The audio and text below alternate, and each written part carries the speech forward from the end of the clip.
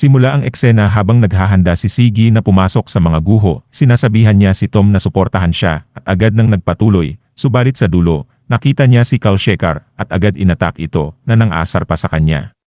Sinubukan ni Siggy lumaban ngunit hindi magamit ang kanyang kapangyarihan at habang umaatake, ipinagmamalaki ni Kalshekar ang kanyang lakas matapos mawala ang kanyang mga abilidad dahil sa pag-atake ni Bibi noon.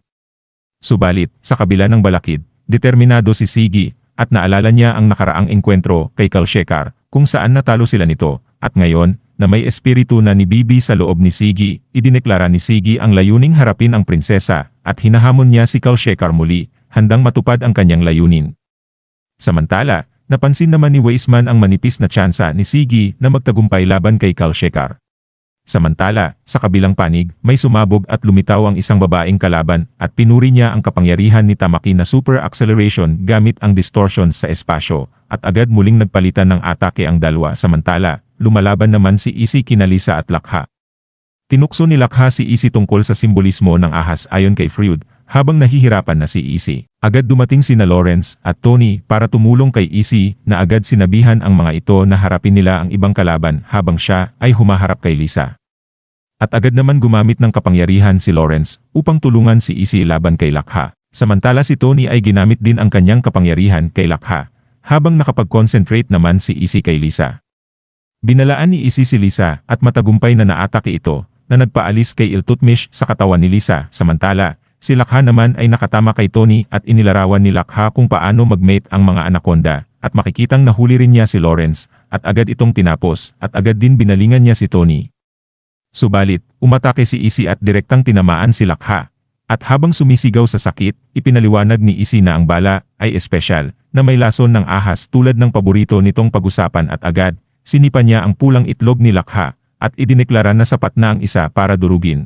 Balik kay Tamaki at ang babaeng kalaban na nag-anyaya sa kanya na magkasamang mamatay sa isang seksing kama ng mga tinik, subalit matatag na sinabi ni Tamaki na ang tanging pangako niya ay makauwi ng buhay. Binigyang diin ang kanyang pagiging bida sa istorya ng mahal niya at makikitang tinadyakan naman ni Issy si Lakha papunta sa babaeng kalaban at sabi inatak ito ni Tamaki. At sa ibang eksena, nahihirapan naman si Siggy na makipagsabayan kay Kalshekar.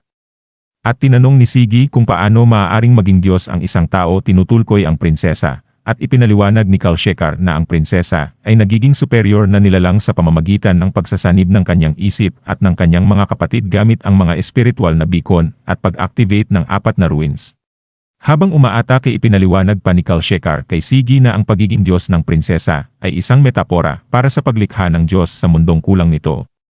At habang nablok ni Siggy ang sunod na atake, at nagwang madaplisan si Kalshekar, nagsabing hindi niya hahayaang magawa ng prinsesa ito at nagpatuloy lang ang laban nila habang pinipilit ni Siggy ang kanyang paghihiganti. At habang naglalaban, nagpasalamat si Kalshekar kay Siggy sa pagdala ng susi. Samantala, makikitang nagmamadali sina Issy at Tamaki na tulungan si Siggy, habang nag-isip naman si Siggy habang nakatingin sa gagawin ni Kalshekar na tiyak na susubukan siyang saksakin nito mula sa mababang posisyon at ipinikit naman ni Kalshekar ang kanyang mga mata at hinimok si Siggy na lumapit. Subalit tumugon si Siggy ng sarkastiko habang nakikita niya si Bibi na nagsasabi sa kanyang kaya niyang talunin ito. At nagawang naharangan na nga ni Siggy ang atake ni Kalshekar na nagulat nang makita rin si Bibi kay Siggy dahil patay na ito. At nagawa ni Siggy na direktang tamaan si Kalshekar habang naghinagpis na laging nalang hindi niya maabot si Bibi. At sa isipan ni Kalshekar, kinumpirma ni Bibi na hindi na siya kailanman maaabot ni Kal o ng kanyang espada. At habang humihingal at nakangiti, sinabi ni Siggy kay Bibi na natalo niya si Kal, subalit biglang lumitaw ang prinsesa na nagulat sa tagumpay ni Siggy talunin si Kal. At habang naalala naman ni Siggy ang paghingi ng tawad ni Issy sa pagkamatay ni Taoko, at sinabing hindi kasalanan ni Issy kundi ang kanyang sariling kahinaan at ang katotohanan ng kaharian tungkol kay Arya ang dahilan ng pagkamatay ni Taoko, at inamin ni Siggy na sinisisi niya ang sarili sa pagkamatay ni Taoko.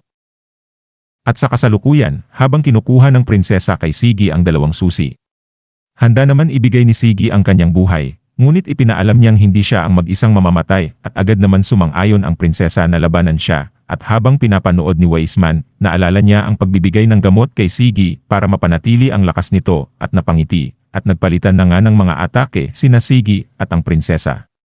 Subalit nang matamaan si Siggy ng kapangyarihan ng prinsesa, nagtanong ito kung bakit hindi niya ito matalo, at sinagot na lang siya ng prinsesa na ang kanyang galit at pagkamuhi ang nagpapahina sa kanya.